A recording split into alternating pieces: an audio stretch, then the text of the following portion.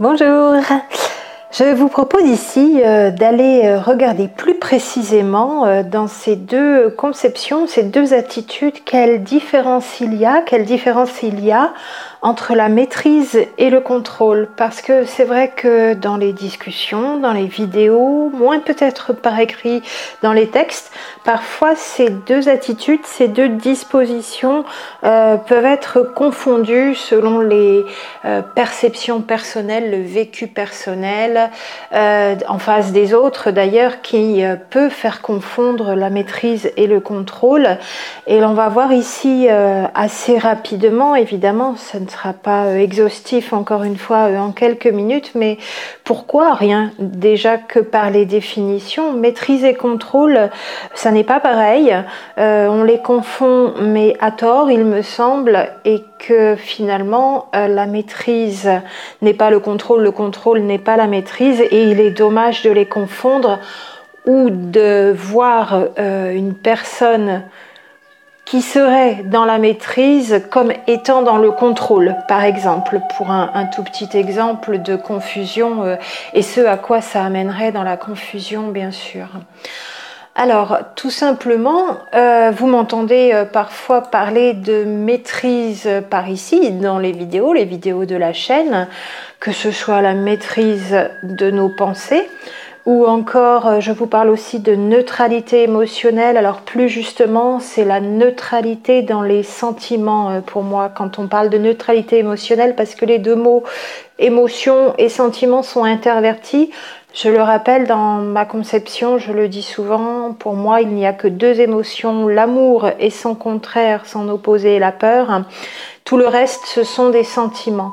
Et finalement, quand on parle de neutralité émotionnelle, pour repréciser, plus justement, ce serait la neutralité des sentiments, mais en reformulant, on se comprend. Et donc, je vous parle aussi de la neutralité dans les sentiments, dans les ressentis, qui serait donc là aussi une maîtrise, comme on aurait la maîtrise de nos pensées, on aurait la maîtrise de nos sentiments, de nos ressentis, où il serait bon de les avoir, sachant que les sentiments, à côté de ces deux émotions opposées, amour et peur, sur une échelle du plus négatif au plus positif, on peut les reciter, donc ces sentiments, donc les plus négatifs, la haine, la rage, la vengeance, un petit peu plus haut de vibration, un peu moins basse, mais on est encore très bas, nous aurions la colère, le découragement, le blâme, on s'élève un petit peu encore en vibration, nous avons le souci, le doute, la déception, aussi l'accablement, la frustration, l'irritation, l'impatience, on est un petit peu dans les mêmes vibrations, et encore le pessimisme et l'ennui. Et puis on s'élève encore dans l'échelle des sentiments, on remonte encore un peu plus en vibration, et on arrive là à des choses qui commencent à être positives, comme le contentement, l'espoir, l'acceptation. Et encore au-dessus, bien sûr, de plus en plus positif, l'enthousiasme, le bonheur, la légèreté d'être, le bien-être intérieur. Et plus haut encore, la passion. Et tout en haut, à peu près sur les mêmes vibrations, on peut donc terminer avec la joie, la gratitude, l'appréciation, la liberté et bien sûr l'amour. Voilà, dans l'échelle des sentiments, pour les reciter, du plus négatif, plus basse vibration au plus positif. Donc dans la neutralité émotionnelle, avoir la maîtrise de ses sentiments, on serait dans ce domaine-là, maîtrise des ressentis. Je peux vous parler aussi de ce travail à faire afin de créer les conditions à l'apparition et au maintien des sentiments qui ont les vibrations les plus hautes.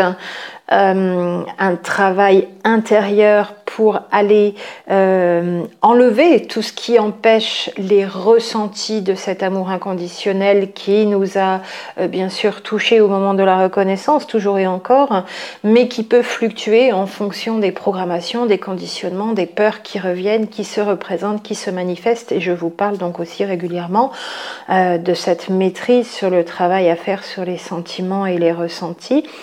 Pas avec des techniques, mais justement en allant enlever ce qui va venir entacher ces vibrations et ces ressenti ces sentiments dans les sentiments aux plus hautes vibrations, avec les plus hautes vibrations.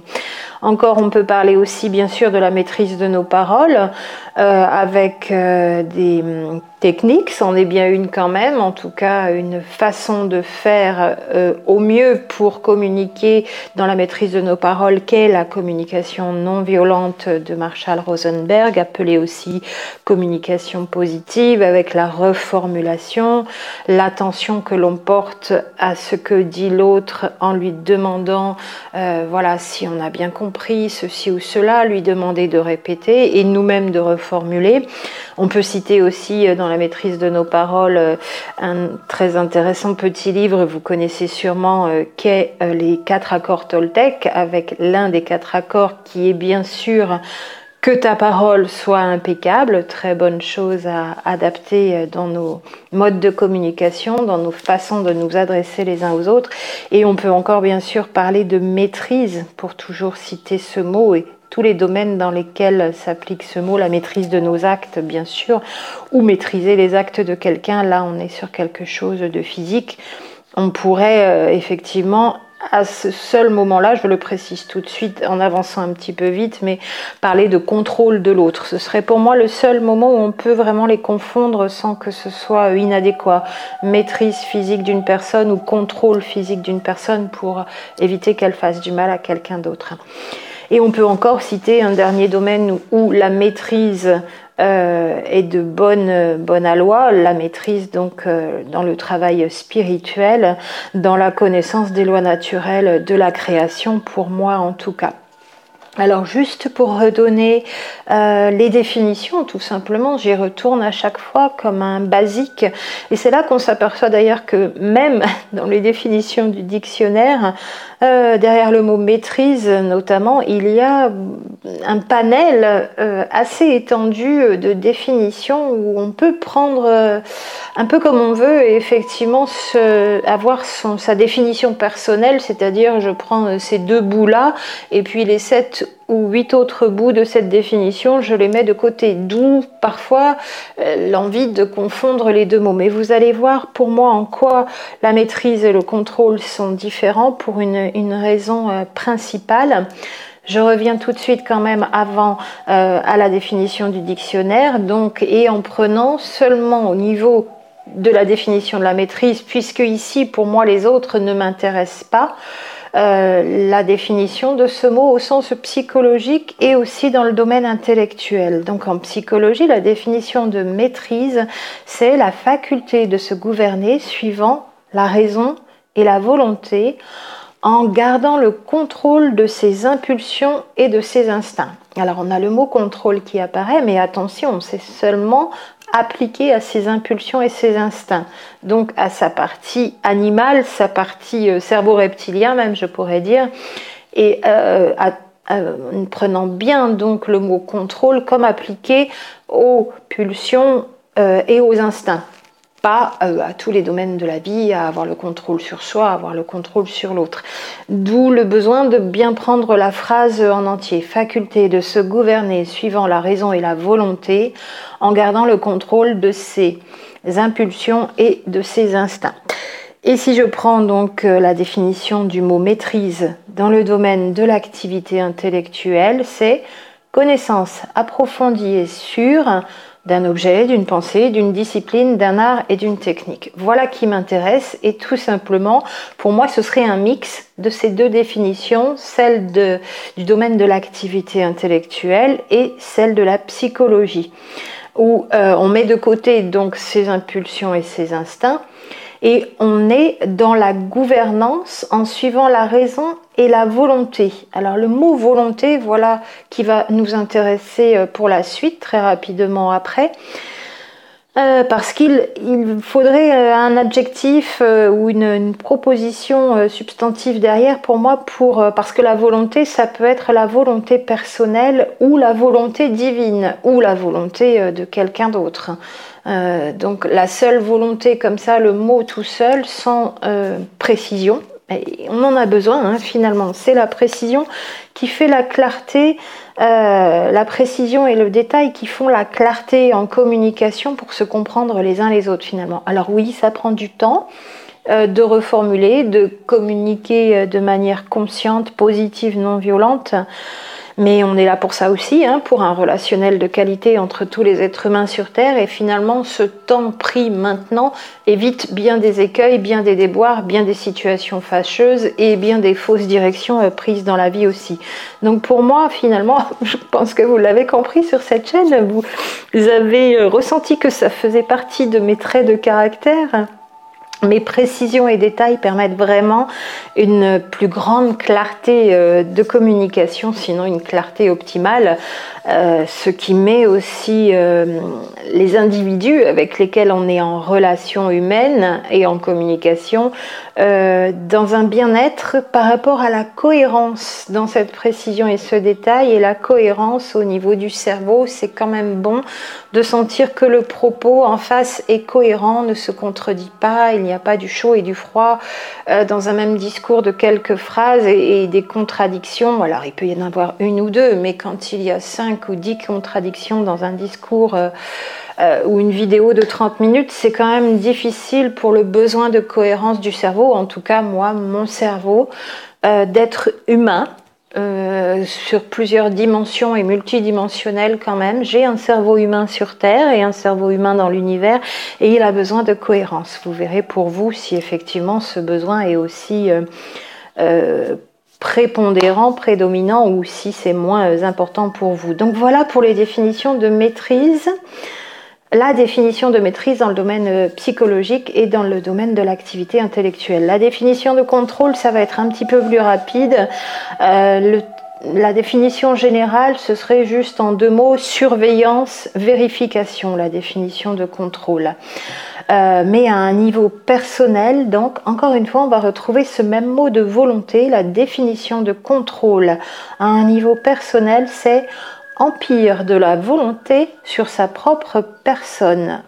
Ce serait donc finalement un synonyme de contrôle de soi, si je veux le reformuler de manière plus contractée encore, bien incomplète. Mais vous avez vu ce mot volonté qui revient. Alors, est-ce que c'est volonté personnelle, je fais que ce que je veux, je suis ma propre loi, ou volonté sur un plan plus grand, plan divin, et je suis la volonté du plan divin, parfait pour moi, prévu pour moi, selon nos croyances, notre domaine d'avancement dans cet éveil spirituel, et selon que l'on pense qu'il y a un plan divin pour soi-même ou pas, bien sûr, dans ses découvertes et dans son cheminement spirituel.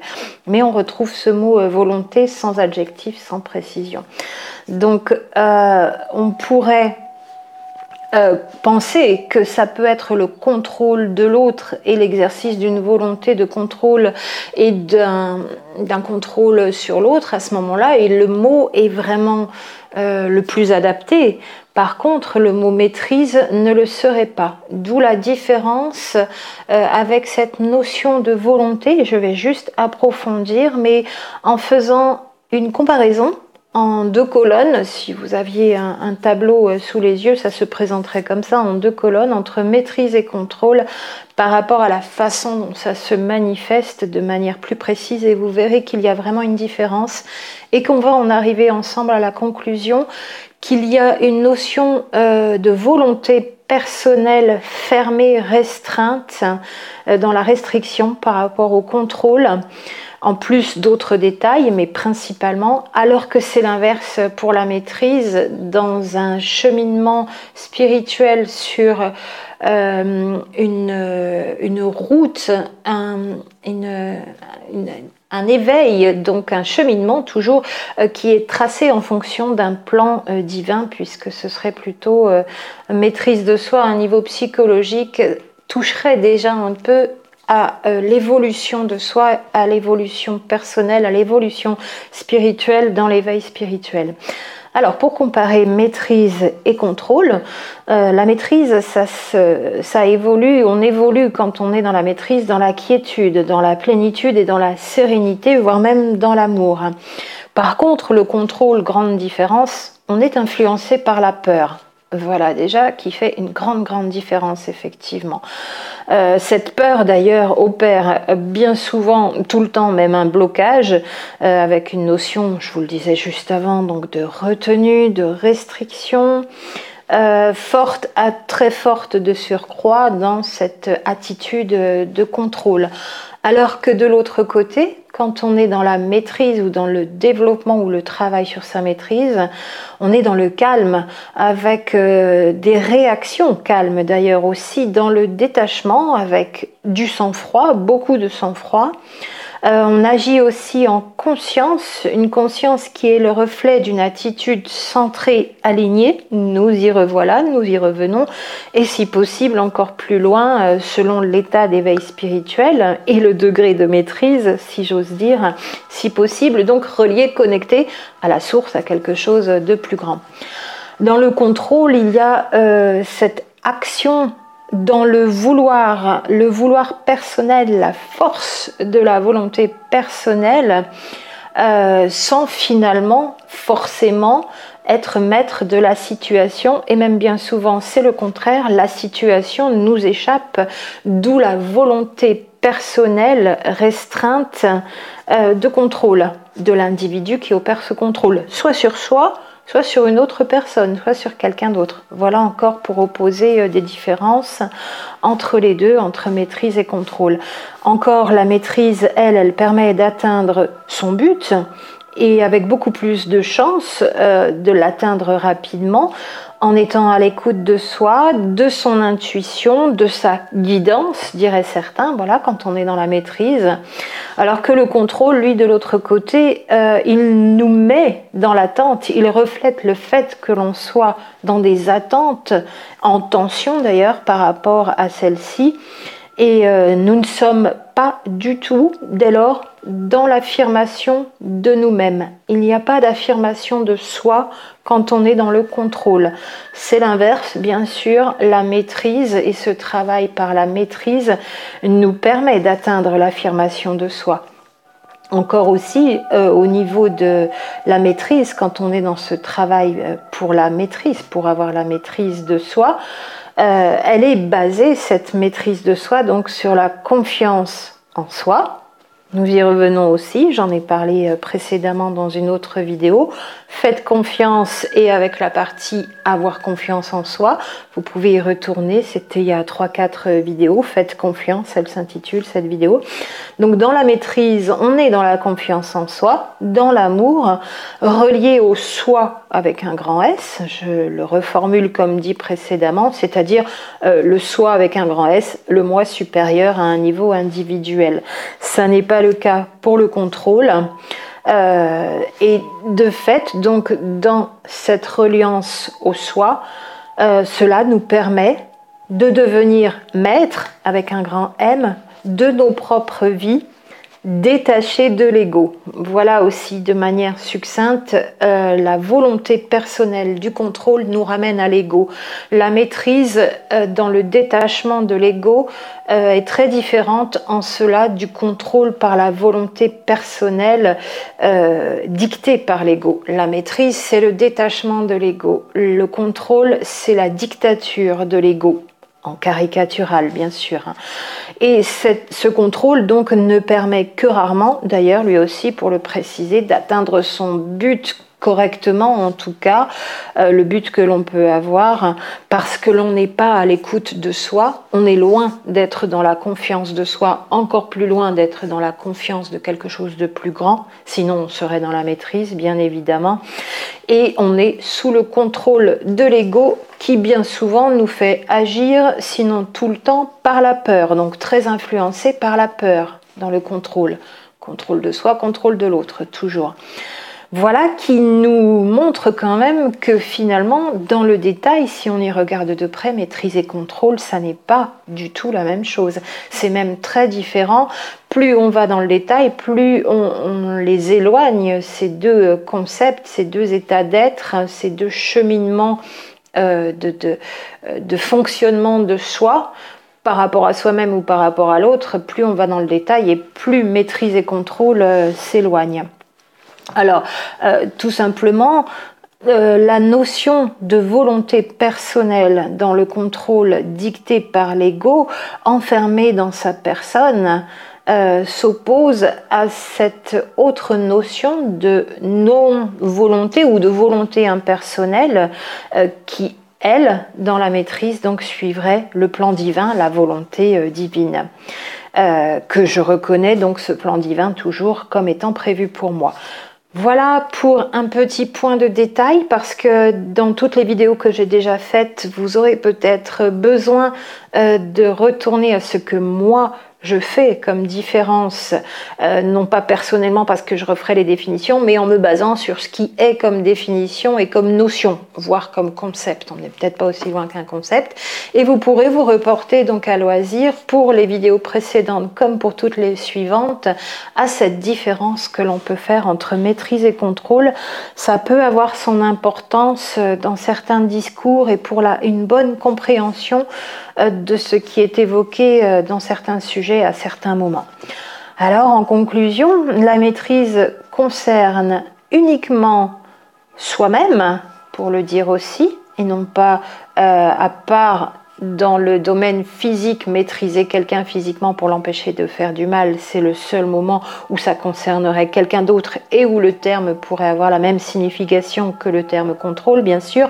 Hormis cette exception, maîtrise, le mot maîtrise, la conception de la maîtrise concerne uniquement soi-même, nous-mêmes, donc dans un souhait d'élévation, dans de bonnes dispositions, dans des vibrations positives. Vous savez que le domaine de l'énergétique, je le privilégie, et étant des êtres vibratoires dans un univers d'énergie, un océan d'énergie, l'énergie du vide à 99,99%, l'univers étant constitué de vide, vous imaginez qu'on est vraiment dans l'énergie et dans ces vibrations. Donc ici, dans la maîtrise, dans de bonnes dispositions, dans des vibrations positives, en suivant les règles les plus indiquées à un niveau personnel, d'élévation dans son cheminement spirituel, et en suivant, pour les personnes les plus avancées, donc sur cet éveil spirituel, en suivant le plan divin qui est prévu pour nous pour atteindre cette maîtrise. Alors que le contrôle, en conclusion aussi, pour le rappeler, c'est une volonté personnelle, volonté de l'ego, bien souvent dans la peur, de surveillance, voire d'emprise, si ce contrôle s'opère sur quelqu'un d'autre, et engendrant donc restriction, blocage aussi si c'est sur soi. Bien différent entre maîtrise et contrôle, et j'aime à vous le redire ici, même si ça prend un peu de temps, on le prend une fois, et une notion comme ça de cette grande différence finalement entre maîtrise et contrôle est posée ici et peut-être réécoutée à loisir, mais le détail et la précision amènent vraiment la clarté dans la reformulation pour communiquer au mieux entre nous, pour bien se comprendre, et quand on se comprend bien, on est dans des bonnes vibrations, les plus hautes, et on avance. Et on peut avancer ensemble plutôt que d'avancer solo, parce qu'on n'a pas envie de prendre ce temps à refaire ces précisions, soit que l'on est dans un domaine avec un jargon très particulier, et on n'a pas envie de se mettre à niveau de toutes les autres personnes, même si elles aussi, elles auraient leur domaine avec leur jargon particulier, mais pas le même domaine, de se mettre à niveau de toutes ces autres personnes, et on n'aurait pas envie de prendre le temps. C'est bien dommage, parce que finalement on parle beaucoup pour rien et pour ne pas être compris. Les personnes se lassent, ça ne les aide pas, on n'avance pas, et on n'avance ni seul et encore moins ensemble. Voilà pourquoi je pose de temps en temps ce genre de vidéo où on ne parle pas précisément de la relation entre les deux jumeaux, mais finalement cette communication pareil précisée entre les deux pourra servir beaucoup aussi. Est-ce que mon jumeau est dans la maîtrise ou dans le contrôle? Est-ce que je suis dans la maîtrise ou dans le contrôle? Qu'est-ce qu'il y a à continuer de travailler qui est déjà fait dans le bon sens, et qu'est-ce qu'il y a à rectifier qui n'est pas travaillé dans le bon sens? Voilà pour ces précisions sur maîtrise et contrôle, finalement très différentes si l'on y regarde de manière très attentive. À très bientôt pour la suite.